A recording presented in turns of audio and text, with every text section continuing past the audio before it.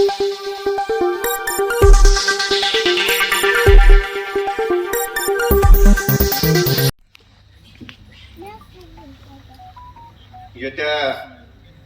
7 तारखेला पंचायत समिती जिल्हा परिषदेचं मतदान आहे. 9 तारखेला मतमोजणी आणि निकाल जाहीर होणार आहे. या ठिकाणी आपल्या सर्वांसमोर जिल्हा परिषदेचे आपले उमेदवार पैलवान निलेश लोखंडे बहुतांशी आपल्या सर्वांच्यात परिचित आहेत आणि त्याचबरोबर आपल्याच गावच्या स्वातीताई तरते या पंचायत समितीच्या उमेदवार आहेत. आपण सर्वच उपस्थित असणारे मान्यवर, त्याचप्रमाणे आपण समोर असलेले या परिसरातील सर्वच ग्रामस्थ, वेळ बराचसा कमी आहे त्यामुळे आता माफ करा कोणाची नावं घेत नाही, यांना चांगल्या मताधिक्याने निवडून देण्याची विनंती करायला या ठिकाणी आलो. आपल्यालाही सर्वांना माहिती आहे हे दोन्ही उमेदवार आज शिवसेनेच्या माध्यमातून त्या ठिकाणी निवडणूक लढवत आहेत. धनुष्यबाणाच्या चिन्हावरती निवडणूक लढवत. गेल्या 30 वर्षापासून या तालुक्याचं प्रतिनिधित्व करत असणारे श्रीमंत रामराजे साहेब असतील, त्याचबरोबर आम्ही सर्व मंडळी असू, या तालुक्यामध्ये सर्वांगीण विकास व्हावा अशा दृष्टिकोनातून सातत्याने प्रयत्नशील आपण सर्वजणच होतो. एक साधारण आपण 30 वर्षापूर्वीची परिस्थिती साधारण आपण जर कल्पना केली किंवा 30 वर्षापूर्वीच्या परिस्थितीत जर आपण गेलो आणि आज 30 वर्षानंतर ह्या तालुक्यामध्ये प्रत्यक्षात नेमकं काय घडलंय असा जर आपण प्रश्न स्वतःलाच विचारला, किंबहुना विरोधक तर सातत्याने 30 वर्षात काय केलं, काय केलं नाही असा माझा प्रतिप्रश्न आहे. एका अत्यंत अस्थिर राजकारणाच्या परिस्थितीत आपण सर्वजणच आहोत आणि शिवसेनेत येण्यापूर्वी तर आणखी अस्थिर राजकारणाच्या परिस्थितीत आपण कुठंतरी त्या ठिकाणी कार्यकर्त्यांना स्थिरता लाभावी, कार्यकर्त्यांना सुरक्षितता लाभावी या दृष्टिकोनातून आपण शिवसेनेमध्ये जाण्याचं ठरवलं आणि शिवसेनेमध्ये जाण्याचं ठरवल्यानंतर शिवसेनेचे प्रमुख आदरणीय एकनाथरावजी शिंदे साहेबांनी सुद्धा आपल्याला शिवसेनेमध्ये घेऊन फार मोठा आधार देण्याचं सुद्धा काम त्या ठिकाणी केलं. पण याची एक आठवण मला आपल्याला करून द्यायची आहे. या आपण शिवसेनेमधून काम करतोय, शिवसेनेमधून आपण उमेदवारी करतोय, पंचायत समितीमध्ये शिवसेनेचा सभापती होण्याच्या दृष्टीने आपण सर्वजण प्रयत्नशील आहोत. जिल्हा परिषदेमध्ये शिवसेनेचे सदस्य पाठवण्याकरता आपण सर्वजण प्रयत्नशील आहोत. परंतु या शिवसेना पक्षाचा आणि आपला संबंध रामराजे ज्यावेळेला तुम्ही मंडळींनी अपक्ष आमदार म्हणून निवडून दिले होते तेव्हापासून. कृष्णा खोऱ्याची स्थापना कुठं झाली? कृष्णा खोऱ्याची स्थापना झाल्याची घोषणा अण्णा कुठं झाली? फलटणला माळजाई मंदिरावरती झाली आणि तत्कालीन शिवसेनेचे मुख्यमंत्री मनोहरपंत जोशी यांनी ती केली. आता अनेक तरुण मंडळींना हे माहिती नसेल, पण जुन्या जाणत्या मंडळींना हे माहिती आहे. आणि फलटणला का झाली तर रामराजे साहेब असतील, स्वर्गीय संपतराव देशमुख असतील कडेपूरचे, आणि त्यांच्याबरोबर या पश्चिम महाराष्ट्रातील अनेक अपक्ष आमदार निवडून आले होते. राजेंद्रांना देशमुख होते, अनेक अपक्ष आमदार निवडून आले होते आणि या सर्वांनी एकत्रित येऊन 22 अपक्ष आमदारांनी एकत्रित येऊन त्या ठिकाणी हिंदू हृदय सम्राट बाळासाहेब ठाकरे, मनोहरपंत जोशी यांना त्या ठिकाणी सांगितले की आम्ही तुम्हाला पाठिंबा द्यायला तयार आहोत, त्या बदल्यात तुम्ही कृष्णा खोऱ्याची स्थापना करून प्रलंबित असलेली ही सर्वच्या सर्व धरणं त्या ठिकाणी तुम्ही पुरी करण्याचं आम्हाला आश्वासन द्या, आम्ही तुम्हाला पाठिंबा देतो. आणि त्यामुळे फलटणला कृष्णा खोऱ्याची त्या ठिकाणी घोषणा झाली. निधीचा अभाव होता तर त्या ठिकाणी रोखे काढण्यात आले. 17% त्यावेळेला व्याजदर आहे त्या रोख्याचा, आणि पैसे उभा केले गेले आणि या सर्व प्रकल्पांची कामं सुरुवात झाली. आणि ती झाली ती शिवसेनेच्या काळामध्ये झाली आणि आता पुन्हाच आपण त्या पक्षामध्ये आता पुन्हा आपण एवढ्या वर्षानंतर पुन्हा आतमध्ये गेलो. त्यावेळेला बाहेरून पाठिंबा होता, आता प्रत्यक्षात आतमध्ये काही अपक्ष आमदार निवडून आलेले मंत्री म्हणून सुद्धा त्या ठिकाणी युती शासनामध्ये काम करत होते. पण या अपक्ष आमदारांनी मंत्रिपदापेक्षा कृष्णा खोरेच्या स्थापनेला अधिक महत्त्व दिलं आणि त्यामुळं खऱ्या अर्थाने कृष्णा खोऱ्याची केवळ स्थापनाच झाली अशातला भाग नाही, कामांना सुरुवात झाली. आणि कामं करत असताना आपल्यापैकी अनेक जण रामरायांकडे जातात. सुरुवातीच्या काळात रामरायांनी पूर्णपणे कृष्णा खोरेच्या कामाला झुकून दिले नव्हते. पैसे उभा करायचे, पैसे उभा झाल्यानंतर त्या ठिकाणी ज्या ठिकाणी धरणं बांधायची आहेत तिथं जाऊन त्या लोकांना त्या ठिकाणी पटवायचं की काही झालं तरी आपल्याला हे धरण करावं लागणार आहे, दुष्काळी भाग आहे, तुमची मंडळी बरीचशी मुंबईला असतात, तुम्हाला या ठिकाणी जमिनी मिळतील, तुम्ही पाण्याखाली ओलिताखाली या, ऊसासारखी पिकं तुम्हाला घेता येतील. आणि रामराजांनी त्यांना जे आश्वासन दिलं त्यावर विश्वास ठेवून ही सर्व मंडळी पुनर्वसन त्यांचं झालं, पुनर्वसित व्हायला ते तयार झाली आणि त्यावेळेला धरणाची कामं सुरू झाली. त्या मंडळींनी फार मोठा त्याग केला, परंतु त्यांना त्या ठिकाणी पटवून सांगण्याच्या दृष्टीने, त्यांना समजून सांगण्याच्या दृष्टीने सुद्धा दऱ्या खोऱ्यात फिरून त्यावेळेला रामराजांनी सुद्धा फार मोठे कष्ट घेतले. हे मुद्दाम या ठिकाणी मी सांगत आणि त्यामुळे पाणी आलं. डोंबलकोडीचं पाणी येण्यापूर्वी वाटरला सुद्धा काय परिस्थिती होत होती, सातत्याने आपल्याला दुष्काळाला सामोरं जावं लागत होतं.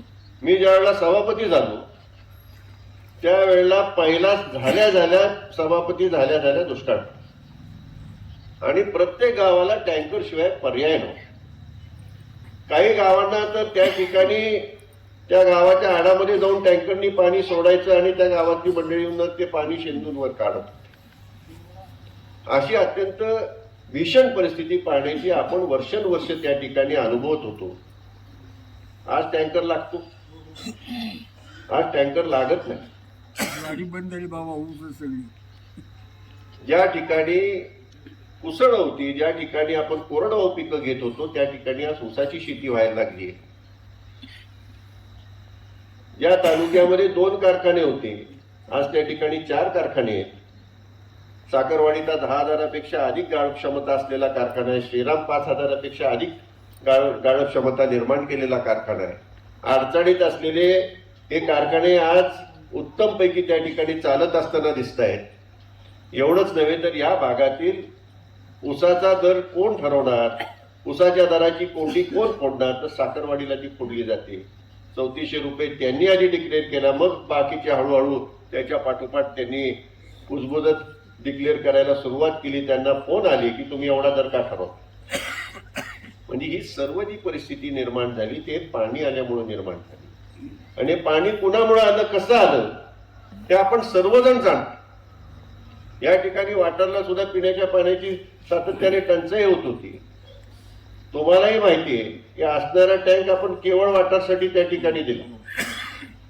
अनेक गावांना त्यातून पाणी देता येऊ शकतं, पण फक्त वाटरला त्या ठिकाणी त्या टँकचा, जुन्या टँकचा त्या ठिकाणी जी योजना सुरूच झाली नव्हती, ढवळ प्रादेशिक योजना, त्या टँकचा उपयोग आता वाटरसाठी होतो. आणि वाटरसाठी का, तर वाटार गाव आणि त्याबरोबर कमींची झालेली जी वसाहत आहे ती अधिक वाढली गेली. म्हणजे औद्योगिकरण ज्या वेळेला रामराजे अपक्ष आमदार झाल्यानंतर MIDC स्थापना होऊन औद्योगिकरणाचा आपला जो प्रयत्न सुरू झाला त्याच्यामध्ये प्रामुख्याने कमींसारखा एक मोठा उद्योग हा फलटण तालुक्यामध्ये आला. त्याची वसाहत आज त्या ठिकाणी त्यांचं हॉस्टेल आज वाठारमध्ये झालं. म्हणजे हे सर्व जे घडत गेलं ह्या 30 वर्षाच्या काळामध्ये घडलं का, घडलं नाही. आणि याला विकास म्हणायचा का म्हणायचा नाही हे आपल्याला आता सांगावं लागेल. विकास म्हणजे नेमकं काय, पाणी येणं हा विकास. पाणी येण्याची गरज होती ती मूलभूत गरज होती. त्या ठिकाणी कितीही तुम्ही रस्ते बांधले, सभा मंडप दिली, तरी सुद्धा त्यामध्ये महत्वाचा विषय हा पाण्याचा आपल्या सर्वांच्या पाठवीला त्या ठिकाणी दुष्काळ त्या ठिकाणी पुजला गेला होता. तो आपल्याला तो ठसा घालवायचा होता. ते काम एक महत्त्वमुक्त काम त्या ठिकाणी ते झालं का झालं नाही हा खरा प्रश्न. नीरा देवघर धरणाचे काम पूर्ण झालं. वास्तविक कृष्णा खोरेच्या माध्यमातून महाराष्ट्राला जे काही पाणी अडवायचं होतं 94-95 टीएमसी पाणी अडवायचं होतं, जवळपास 104 टीएमसी पाणी अडवण्यात आलं आणि त्यावरचा महाराष्ट्राचा हक्क अबाधित राहिला. आणि ते महत् कार्य जर कोणी केलं असेल, त्यामध्ये कोणाचा सिंहाचा वाटा असेल, तर श्रीमंत रामराजे साहेबांचा आवर्जून ह्या ठिकाणी मी सांगू इच्छितो. त्याच्यामुळे ह्या 30 वर्षात काय झालं हा प्रश्नच त्या ठिकाणी कोणी उपस्थित करत असेल तर तो अत्यंत हास्यास्पद. औद्योगिकरणेला आणि हे सर्व होत असताना जी काही गावाला जी काही गरजा असतात, शाळेची गरज असते, शाळा जुनी झाली असली तर त्या ठिकाणी खोल्या बांधण्याची गरज असते. क्वार्टरला सुद्धा आपण एका वेळेला संपूर्ण शाळेची दुरुस्ती करून घेतली. मला वाटतं अण्णा त्यावेळेला तुम्ही सरपंच असाल. म्हणजे ही सर्व कामं त्या त्या भागामध्ये ज्या जी गरजेची असतील, मग जी पंचायत समिती, जी जिल्हा परिषदेच्या माध्यमातून जी कामं करण्याची गरज असेल ती त्या त्या वेळेला केली का केली नाही. आणि मग त्यानंतर विचारायचं तुम्ही काय केलं. अहोरात्र आपण त्या ठिकाणी काम करत होतो. मी अध्यक्ष असताना संपूर्ण सातारा जिल्ह्याला देशामध्ये सर्वात स्वच्छ जिल्हा म्हणून त्या ठिकाणी गौरवण्यात आलं. आणि आदरणीय आजचे पंतप्रधान, त्यावेळेलाही ते पंतप्रधान होते, नरेंद्र मोदी साहेबांच्या हस्ते आम्हाला त्या ठिकाणी सातारा जिल्हा परिषदेला दिल्लीमध्ये मला आणि सीओला त्या ठिकाणी गौरवण्यात आलं. म्हणजे काहीतरी काम होत होतं म्हणून हे सगळं घडत होतं. देशामधून पहिला नंबर सातारचा आला.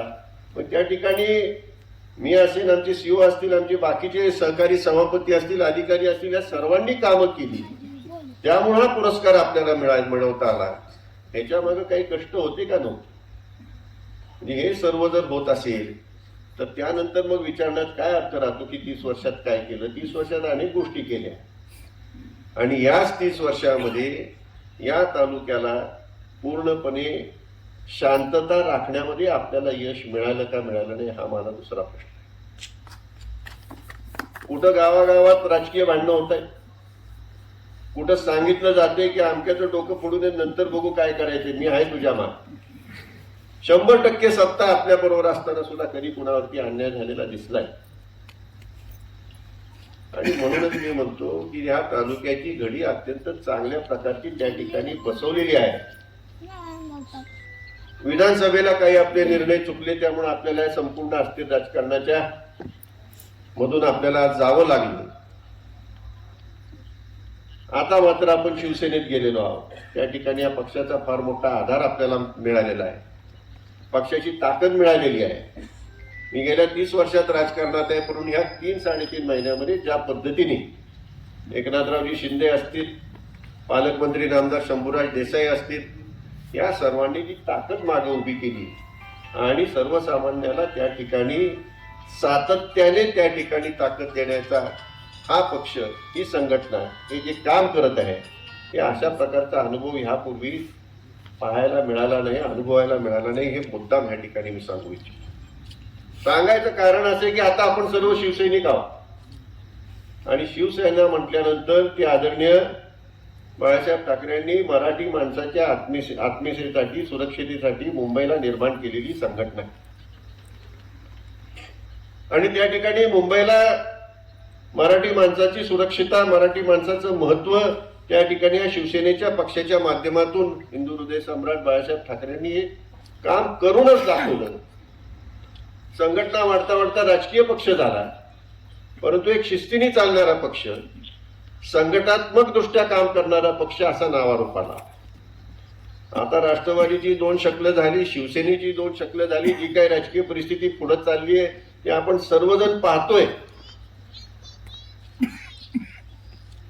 आणि म्हणूनच आज ज्या संघटनेच्या माध्यमातून हा पक्षाची सुरुवात झाली, त्या संघटनेत आज आपण गेलोय आणि या संघटनेच्या माध्यमातूनच आता आपल्याला हा पक्ष वाढवायचा आहे, संघटना वाढवायची आहे, बळकट करायची आहे आणि तालुक्यातील सर्वसामान्यांची कामं या संघटनेच्या माध्यमातून कशी होतील, तालुक्याची विकासाची कामं कशी होतील, अशा दृष्टीने आता आपल्याला या पक्षाचा, या संघटनेच्या माध्यमातून आपल्याला काम करायचं आहे, त्याचा उपयोग करून घ्यायचा आहे.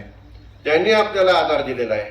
आता 7 तारखेला आपण शिवसेनेच्या माध्यमातून उभे केलेल्या सर्वच्या सर्व उमेदवारांना ताकदीने निवडून द्या आणि त्यांनी आपल्यावरती जो विश्वास त्या ठिकाणी व्यक्त केला आहे, तो विश्वास आपण सार्थ ठरवूया.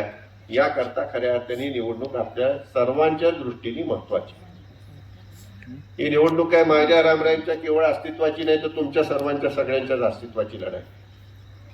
कुठल्या उमेदवाराबद्दल काय बोलावं असं मला काही वाटत नाही, पण आपले जे उमेदवार आहेत, क्रीडा क्षेत्रातले पैलवान आहेत, शिक्षण क्षेत्रातल्या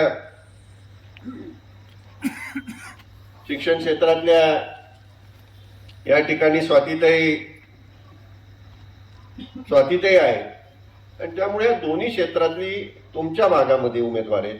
इतर भागामध्ये काही डॉक्टर आहेत, म्हणजे अत्यंत उच्च शिक्षित, आणि त्या ठिकाणी जाऊन तुमच्या सर्वसामान्यांसाठी जी पंचायत समिती, जिल्हा परिषदेची जी खऱ्या अर्थाने कामं असतात, जिल्हा परिषदेचं, पंचायत समितीचं प्राथमिक त्या ठिकाणी आरोग्य असेल, प्राथमिक शिक्षण असेल, आपले रस्ते असतील, आपल्या पिण्याच्या पाण्याच्या योजना असतील, अंगणवाड्या असतील, ही कामं जिल्हा परिषद, पंचायत समितीच्या माध्यमातून होत असतात.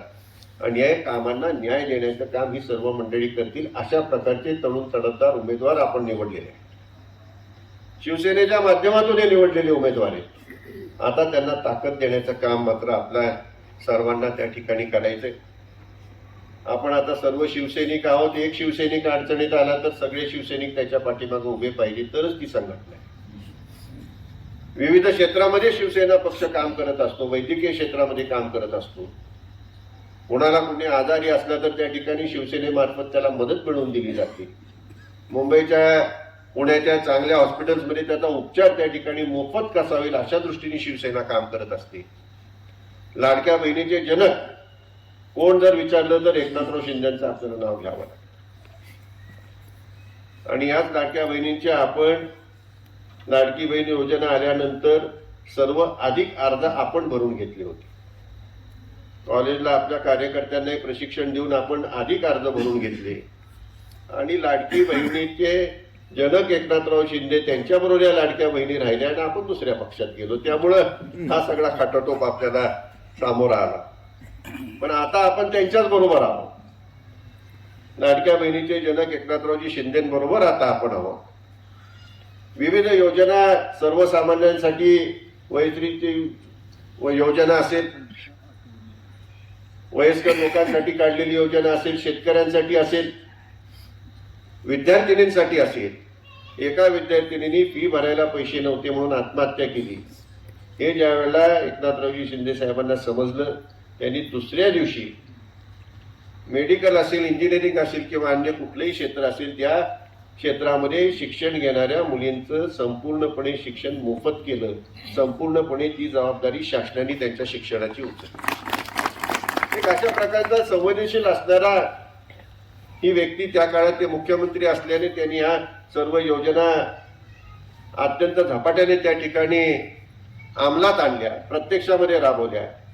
अनेक जण म्हणत होते लाडकी बहीण योजना किती दिवस टिकेल, परंतु त्या ठिकाणी एकनाथरावजी शिंदे साहेबांनी सांगितले की माझ्या श्वासात श्वास असेपर्यंत ही योजना टिकणारच. म्हणजे अशा प्रकारची एक नेतृत्व आता आपल्याला लाभलेलं आहे, आणि ते सातारा जिल्ह्यातील आहे. त्यामुळे सातारा जिल्ह्याबद्दल एक वेगळ्या प्रकारचा जिव्हाळा निश्चितपणे त्यांच्यामध्ये आहे, आणि त्या सगळ्याचा उपयोग आपल्याला आपल्या भागातील विकासाची कामं, आपल्याला अधिकची MIDC वाढवून त्या ठिकाणी अनेक उद्योग आणायचे. आज कमिन्ससारखा एक मेगा प्रोजेक्ट जरी आला असला, त्याच्याबरोबर ट्यूब इंडियासारखी कंपनी आली, आणखी मोठे उद्योग आणून फलटण तालुका हा ज्याप्रमाणे उलिताखाली आला, ऊसाची पिकं आणि विविध पिकं आपण या ठिकाणी घेतो, अनेक प्रकारची फळफळावळासाठी सुद्धा फलटण तालुका प्रसिद्ध आहे. त्याचप्रमाणे एक मोठं इंडस्ट्रीयल हब सुद्धा ह्या भागामध्ये आपल्याला निर्माण करायचंय. सर्वसामान्यांना त्या ठिकाणी हाताला काम मिळेल अशा प्रकारचं ते निर्माण करायचंय. शिक्षण क्षेत्रात आपण विविध क्षेत्रामध्ये आज आपण मोठ्या झपाट्याने चांगल्या प्रकारची प्रगती केलेली आहे. प्रत्येक प्रकारचे मेडिकल सोडल्यास सर्व प्रकारची कॉलेजेस आज फलटणमध्ये आहेत, आणि अत्यंत उत्तम प्रतीचं शिक्षण त्या ठिकाणी प्राप्त होतं. म्हणजे जे काही उद्योगाला पाहिजे त्याची तयारी आपण करतोय. आणि मुख्यतः अशा प्रकारचं शिक्षण हे मोदोजी कॉलेजमध्ये दिलं जातंय की ज्या शिक्षणाच्या द्वारे त्या मुला मुलीला स्वतःच्या पायावरती उभं राहता येईल, त्याचा संसार चालवता येईल, 2 पैसे कमवता येतील, अशा प्रकारचं शिक्षण त्या ठिकाणी देण्याचा आपण प्रयत्न करतो. आणि उत्तम प्रकारचं शिक्षण, कारण मोदोजी कॉलेजला सुद्धा A+ मानांकन मिळालं. म्हणजे जे काही संस्था आहेत त्या चांगल्या कशा चालतील आणि लोकोपयोगी कशा होतील अशा दृष्टीने आज आपलं काम.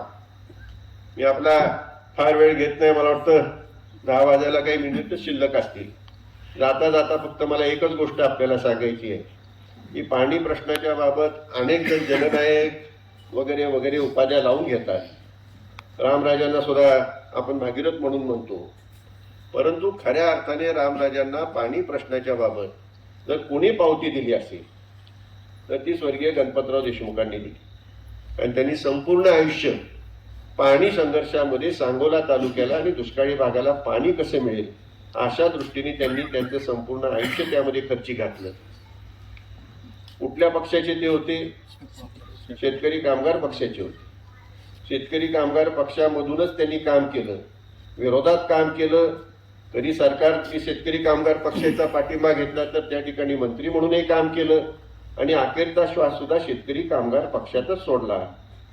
आज कुणाचा श्वास कुठल्या पक्षात सुटणार आहे ह्याची आता शाश्वती राहिलेली नाही. आणि अशा माणसांनी ज्यावेळेला फलटणला येऊन सांगितलं की हे जे पाणी अडवलेलं आहे, दुष्काळी भागाला पाणी मिळालेलं आहे, याचं फार मोठं श्रेय हे रामराजांना जातं. त्यामध्ये खऱ्या अर्थाने रामराजांनी केलेल्याची पावती त्यांना त्या ठिकाणी मिळालेली आहे.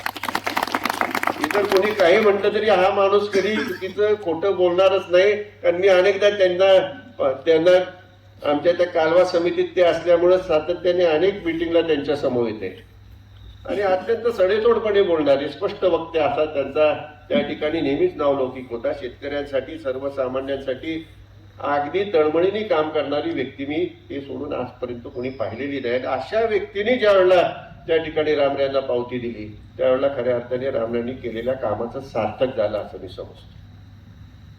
आणि त्यामुळे ह्याचं श्रेय कुणी घ्यायचं, काय घ्यायचं, कुणी कुठं बोर्ड लावायचे त्यांच्यापाशी असू दे. जर रामरायांनी दीपकराव चव्हाणांनी ठरवलं असतं की बोर्ड लावायचे तर तुम्ही त्यांचे बोर्ड बघून बघून त्यांचे चेहरे बघून कंटाळला असता.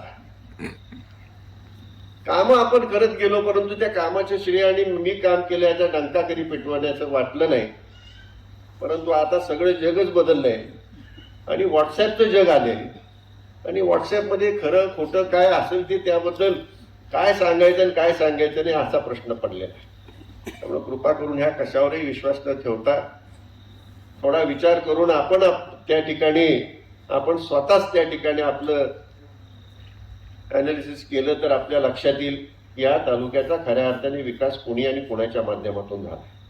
आणि तेच लक्षात ठेवून 7 तारखेला आपण मोठ्या मताधिक्याने 9 तारखेला जो निकाल होणार आहे त्यामध्ये वाठार आणि परिसरातील मतदान हे त्या ठिकाणी झालेलं असेल आणि शिवसेनेचे दोन्ही उमेदवार चांगल्या मताधिक्याने निवडून आलेले असतील अशा प्रकारचं काम आपल्याकडून झालेलं असेल अशा प्रकारची खात्री या ठिकाणी मी बाळगतो.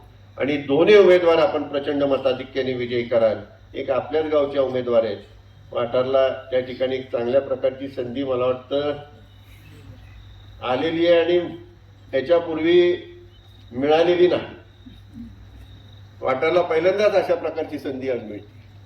आता ती काही घालवू नका आणि तुम्हीच नाही तर तुमचे ज्या ज्या ठिकाणी संबंध असतील त्या त्या ठिकाणी आता मिळालेल्या संधीचं सोनं करण्याच्या दृष्टीने आणि एक चांगले तरुण होतकरू अशा प्रकारचे उमेदवार पंचायत समिती जिल्हा परिषद पाठवण्याच्या दृष्टीने आपण सर्वांनी त्या ठिकाणी काम करावं ही आपल्या सर्वांना मनापासून विनंती करतो.